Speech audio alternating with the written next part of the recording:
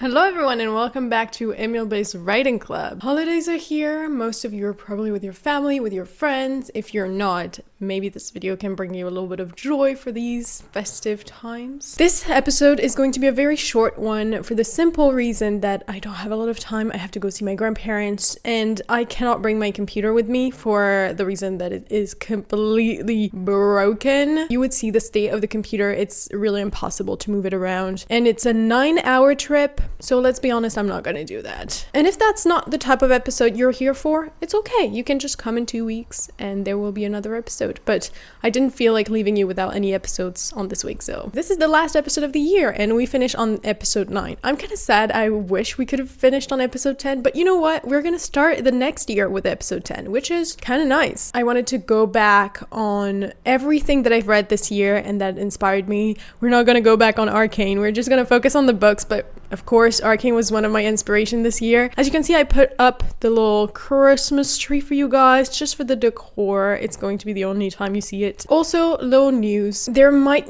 be, I think, just 2 episodes or 3 after this one with this background because not only am I moving, but I'm going to be an au pair in the United States, in Atlanta. So I'm leaving there. It's going to be so much fun. I'm going to discover so many things. I've heard there's so many artistic things back there and I love art. So I want to go there so bad in terms of music, in terms of like cinema, in terms of I've seen there are so many things and I can't wait. All to say that this background is not going to be there anymore. I'm gonna keep making videos because the family I found are completely fine with me doing videos as long as I don't film them. So the podcast doesn't end, but we won't be standing there. It's kind of sad. It's the end. I didn't stay very long in this apartment, but it was my first one. A lot of change for 2025, and the fact that I kind of manifested it makes me really happy. It was in my manifestation video of last year, and here we go. Enough talking about this trip. Now, let's talk about the books I've read this year. I have my phone with me, and on it is Goodreads. Also, I wanted to make this parenthesis. I've heard that Storygraph is a version of Goodreads, but it is a Black women-owned business, and I want to support more Black women businesses. I'm gonna turn from Goodreads to Storygraph, so if you guys are interested, because I think Goodreads is Jeff Bezos' company and I think he has enough money. Let me pick the list. I have to use Goodreads for one last time. I placed 25 books for this year because I'm a slow reader, and something to know is that I kind of cheated this year because I've read a lot of comic books. I started with Bleak. It's a horror comic from a YouTuber in France. It was pretty fun. It was okay. Then I've read this book that was called The Invisible Fights. It was talking about how hard it can be to grow up as a teenage girl, and I think it was important also to put it in a book that was meant for young girls, so that it can bring the topic on the table, because sometimes we don't realize the importance of those talking about bullying and how it impacts more women than it impacts men because of the slut shaming that can come up. It was really brought up for kids, and I think it was a good initiative. So I think this was a good book. If you want to give it a try, it's in French, but you can still try it. I've read the Percy Jacksons. I need to catch back on them again. It was the first time that I was reading them. I've read them after watching the show. And this is when I realized that I've been missing a lot in my teenagehood and childhood because I was not reading that much. The only books that I've read was like, you know, the book with the cats who are like in 2 clans? Like, was it like, I don't know, it was a sort of war. In French, the title was La Guerre des Clans. So it would be like Clan Wars. I don't think that's it. But I realized that I've hated reading for so long when I was a kid, and when I see those, I'm like, I would have enjoyed that so much. They're really fun, and following Percy Jackson is honestly really funny. He's a really funny guy. What's the nickname people give him? Persassy? Yeah, exactly. That is 100% correct. Right now, I am doing a blind to be read list. So basically, I just pick a number and it gives me a book that is wrapped up. And the 3 next Percy Jacksons are in this reading. And also I want to finish this to be read list before I leave to the US. So I have 1 month. So for 1 month, you're going to see me pick a number and read. I'm going to be reading all month of January. I will definitely finish those. Then I've read Zombilenium and the number 2. They were pretty fun. I liked them. And then I was supposed to read the rest and my friend was like, read the 3rd one. It's amazing. I didn't. I just read the 2 first ones, and I hope my friend doesn't hate me for this, but yeah, I forgot. I need to, maybe if I have time in January, I'll try to take them at the library and see if I can read them. I tried reading this book that was called Dodoma, and I really didn't follow that much. It was like 2 brothers who were living in like a fictional world. There were these huge people of stone that were like fighting each other or something, and every people of stone was like a city. Honestly, I don't have a lot of memory of this book. I just took it because the cover was kind of pretty, I think. I started reading Moriarty, the Patriot, and I don't know why I didn't continue, because from the memory I have, it was pretty good. I gave it a 4 stars, so it was definitely pretty good. And then I went towards a book called La Malédiction, so it's a French one. It's called, if I translate, it's The Curse, and it was like Les Jumeaux Croque-Mort, but it's just those twins. They're all orphans, I think, and they go back to the town of their mother, and they discover a lot of secrets. But I didn't like the way it was written. Every time I read a book in French, I don't know why, but I have a hard time with the way it's written. Like sometimes there were too much in the in the telling, and not enough in the showing. In the way the characters act, sometimes the characters took decisions and did things that didn't really suit their inner motives or their morals or the way they thought. And then the author was giving too much information to complete because not enough was said in what the characters were doing. So it was kind of bothering me, but I liked the vibe. I really liked the vibe for sure. Then I've read The Vampire Library, again, comic book. It was really fun. I read Broom. It's a French book, and this one I fell absolutely in love with. Did I give it 5 stars? I gave it 5 stars. Okay, it's this comic book. It's so fun, and it's a French comic book with this little girl who is a witch, or she pretends to be a witch. I think she pretends to be a witch, and every time she believes it, because every time she tries to cast a spell, something funny happens, and then, oh, now she's a witch because she kind of did it, but it's not really her who did it. I don't know if it makes sense what I'm saying, but yeah, that's the idea. And she's always with this little guy who's so funny by her side, and he's always like clumsy, and both of them are going on an adventure. Honestly, it is really cute, really funny. If you want to gift this for a kid, it is the best gift you can give them. The story is so adorable, so funny. 5 stars out of 5. I loved it so much, and I need to read the next ones. Then I've read the books called Eleanor Jones. I don't know if it's French. There are 3 of them, and it's about this, what's the word? Like, she creates clothes. She sews and everything. Anyway, and she's professional. It's such a beautiful book to see. Like, the drawings are beautiful because every time they prepare a bowl, so there's the bowl of winter, spring, and of summer, and each of them brings something new and another theme, and you have the bowl at the end. When you see all the dresses, you're just like, oh my god, that's so pretty. I didn't get attached too much to the characters, but it was so well drawn. The beauty of the scenes, it was amazing. Then I reread The Vampire Diaries, and guys, what was that? It's not like the show, and I was kind of frustrated. I didn't like the story at all. There were so many things I was like, why? Did you know that in the first book, Stefan asked Elena to marry him? They're in high school and he asks her to marry him. What is that? Is she getting pregnant next book? I don't get it. It was weird. I don't want to read the rest. I swear I don't want to read the rest. Then I catch back on The Lady and Butler. I remember back in the days, I loved it so much. It was so cute. And honestly, I still love it so much. How many did I read? 1, 2, 3. Just 3 of them. I should have read so much more. They're such amazing books. I love those books so much. The Lady and Butler is just the books that I've read when I was a teenage girl. And The Butler was just my crush. It was my crush at the time. And I loved going back in those books, really. At the beginning of this year, I was really nostalgic. I really went back to all the books I've read when I was a kid. All the books that I cited, most of them were books that I tried to read or read when I was a kid. Then, oh my god, I forgot about these. And I just read 3 of them. Oh my god, those were my favorite comic books when I was a kid, and I reread them not a long time ago. It's called Princess Sarah, and it's this girl. I don't know if it's French or if it's English, but it's this girl who's very rich, okay? Her father is really rich, and he puts her in an orphanage. It's not really an orphanage. How do you call that? Like just a pension? That's the French word. I don't know if it works in English. It seems like the word is pension. I'm gonna keep using pension and cross my fingers that's the right word. From the definition that I have, pension is like a place where it's taking care of people. Can be old people, can be kids, can be whatever you want. Father is like an adventurer and he goes to India for whatever, I don't remember. I think it's like a mine of diamonds. The owner of the pension is so greedy. Is it greedy the word? Like the word when you want a lot of money. And so when she learns about the father going on an adventure for diamonds and stuff, she's like,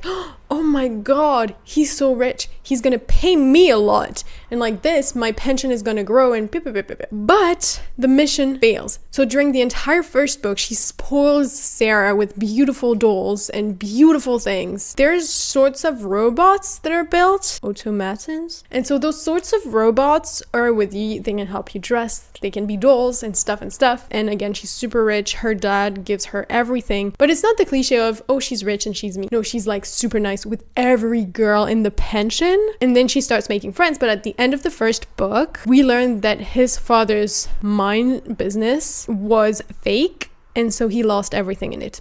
And for this reason, the owner of the pension is like, okay, so now that your father's dead and that the mine are not existing anymore, you're gonna work for me to pay back everything I paid for you. And so she starts working, and then there's this thing about like people trying to find her back because she is the descendant of her father. Anyway, it's just all these things, and I love it so much, and it's so cute. Like, it's just a lot of friendship and a lot of cute things, and I wish I could have gone all the way through. But again, I think it's gonna be difficult with all the books I have on my blind to be right list. If I have time, I will. Then I've read the Bone books. Do you guys remember the Bone books? It was these little guys who look like, well, like bones. Like they're just like round, white little guy. And honestly, I loved it when I was a kid. And I always thought the girl was so beautiful. You know, the girl they end up being friends with. Don't ask me why. When I was a kid, I was always I love to listen to music when I read, and I was listening to Shakira, and now every time I hear Shakira, I think about the Bones book, and I think that's funny. I really read that at the beginning of the year. You can read this and have a lot of fun. This one is the one I'm currently reading.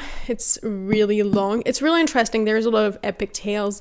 There's Greek mythology. There is, oh my god, there's Egyptian mythology, but the way it's written, guys, it is so annoying to read. It's like blocks of paragraphs, and I hate it so much. The way some mythologies are written are way easier to read than others, but when you see how small it's written, for those who have the video I'm going to show you, for those who have just the audio, you're just going to have to imagine that it is really written very small. This is coming with me at my grandparents' house because I want to finish it and move on with the next book in my blind to be read list. Next, we have The Song of Achilles. It was such an amazing book, guys. Oh my god, I cried my eyes out, and you want to know what? I finished it one day before the end of Arcane. So I've been crying for at least like a full week because I cried for this book. Then I cried for Arcane season because it was the it was Act 3. Act 3, guys. So Act 3 comes out. I cry, and I've been crying for a week because of that. Right before I just finished this book, no wonder I was crying for a whole week. It took me some time to get into it at first, but it's so well written, and the descriptions are just so beautiful. I don't know how to explain, but the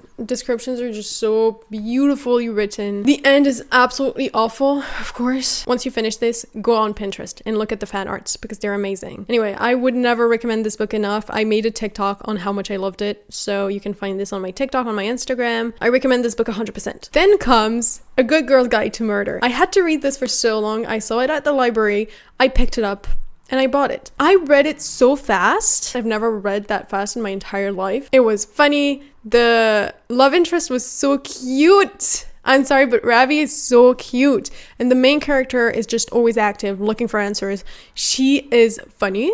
Like, there are so many things about this book that I liked. I don't know if I'm going to read the rest, but I really enjoyed this one for sure. And then, okay, this is going to speak a lot to French people watching those videos, but I've read this one, this one, this one, this one, and I've read this one. For those who are not French, the books that I just showed, and for those who have the audio, because I said this one and I didn't explain more, but it is a comic book called Lou. And you follow this girl whose name is Lou, and it's a French book. And basically, it's a book that is so dear to me because I grew up with that little girl. On the cover of the last one that was released, it's not the last one, it's like almost the last one. On this cover, she is an adult, she is starting university, you follow her through this. And I'm reading this at the same time, kind of, when I was starting university. And when I was a kid and I was reading the other ones that I showed before, I was her age. So every time I read those books, I grew up with this little girl. The drawings are absolutely so cute. Look at this. Cute drawings everywhere. Cute drawings everywhere. Cute drawings everywhere. It's such a sweet, open-minded book. And if you're learning French, if you want to connect with French readers, I'm pretty sure a lot of French people have read this. Even people who don't read anymore, because I've read that at the time where I hated to read. So really, those books, if you want to start learning French, it's going to be so fun for you guys. So try it out. Really, try it out. Okay, you're standing on both of those books, so I'm not going to be able to show them to you, but I'm going to talk about it. First, I've read Atomic Habits. I was not expecting it to be this good, because I don't usually read those kind of books, but it was a good surprise, I think. I really learned a lot of things, and it helped me because I'm someone who has a hard time with habits. I have a hard time with getting my stuff clean, getting myself organized, and many other things. Like, I am a mess. You would see the state of my apartment right now. Reading this book gave me so many tips on how I can get organized because I'm someone who acts from instinct. I'm immediately going to do what is in front of me. That's just how I work. If I see a bunch of books, I'm going to want to read. If I see a computer, I'm going to want to, I don't know, watch a movie. If I see some food, I'm going to want to eat it. I have a hard time with discipline, but they gave so many options in it that were so interesting and could help you through your life. So if you're interested in having better habits, I think this book is great. And the other one that I read is a French one. It's called Your Attention is Your Superpower. I don't remember if I talked about it. It's a book from Fabien Olicard. I think I talked about it in one of the episodes. And this book was honestly pretty cool and pretty fun to read. Kind of talks about the market of attention. Through social media, every time you scroll for free, you are not really scrolling for free. You're scrolling and giving your attention away. But this attention, in this book, they're trying to teach you how to get it back, how to stop being scared of being bored. There are so many things that are so interesting in this book, and that really helped me to like, okay, I need to get detached from social media. And by the way, I think in January, I'm going to try to make a video about this on how to get detached from social media because that's something I'm trying to do right now. I really want to reset my life before starting in the US. So we're going to do this together because during the month of January, I'm not going to be working. I'm ending my contract this December, so I have full January to prepare my trip. And in those preparation, I want to work on my phone addiction. So we're definitely going to talk about this, but in another video. Then there's this one that I found with my dad. We went into a library and he was like, you know what? I'm going to buy each of you a book. You pick whichever you want.